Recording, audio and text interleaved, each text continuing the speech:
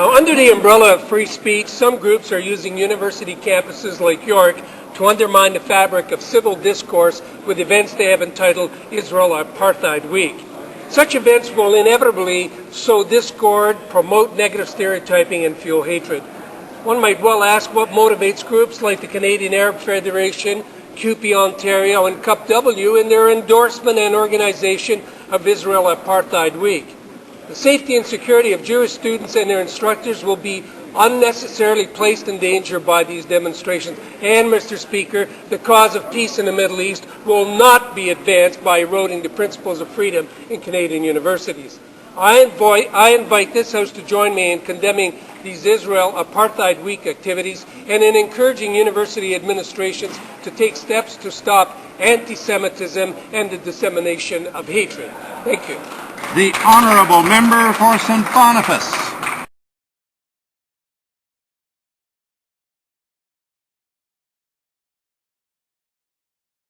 As anti-Semites unveil their plans for Israel Apartheid Week.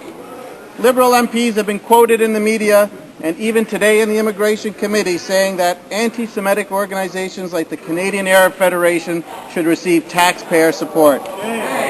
Will the Minister of Immigration explain why the government believes that Israel Apartheid Week is anti-Semitic?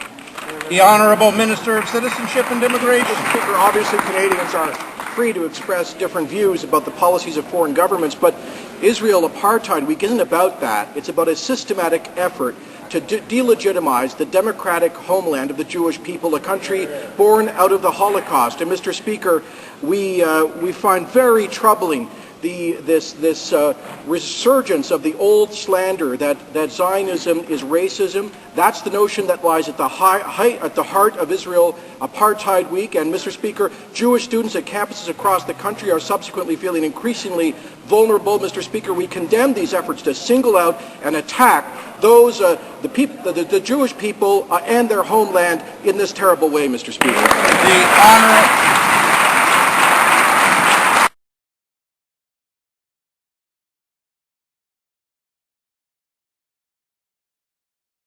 Where he said that Canada couldn't abandon its role until Afghanistan was free of the shadows of Taliban terror. Does he not understand that it's very difficult for Canadians to reconcile that with the statement of the Prime Minister, who's now prompting the Minister? If the Prime Minister ever wants to answer, if you ever want to answer a question, if the Prime Minister wants to answer a question for me, I'd be quite happy to have him answer a question for me.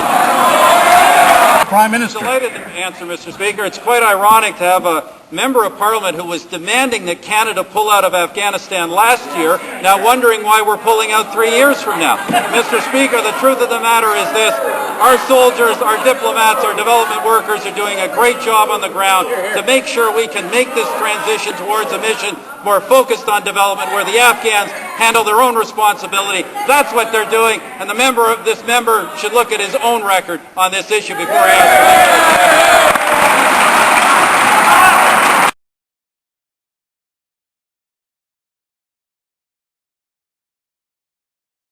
Now the Conservatives want to change band council elections and band funding with little or no consultation, and the Conservatives will cut the budget for talks by more than 2/3.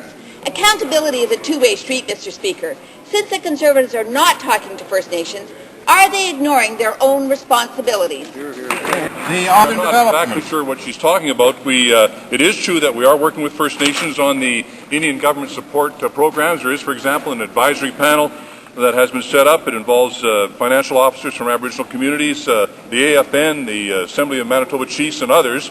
They have a meeting today, Mr. Speaker, very secretive, of course. Everyone's been invited publicly. I've sent a letter to every single chief and council in the country talking to them about this. There's another meeting, if they want to know about another secret one, it's this Friday in Atlantic Canada, Mr. Speaker.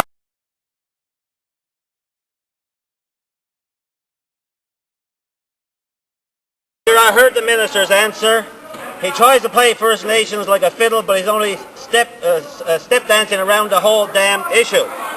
Mr. Speaker, this Friday there's a meeting with the Atlantic Policy Congress, and at that meeting, one of the questions they'll be asking from this member, does he support Warren Kinsella and the Senator's position that the Liberal Party holds to ban the seal hunt in Canada? That's what we want to know from this member. He says he supports sealers. Let's find out.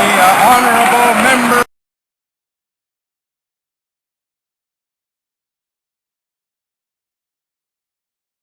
Minister to join me on the ice floes where I've been for the last 2 springs. I'm going there again this spring. So join me now.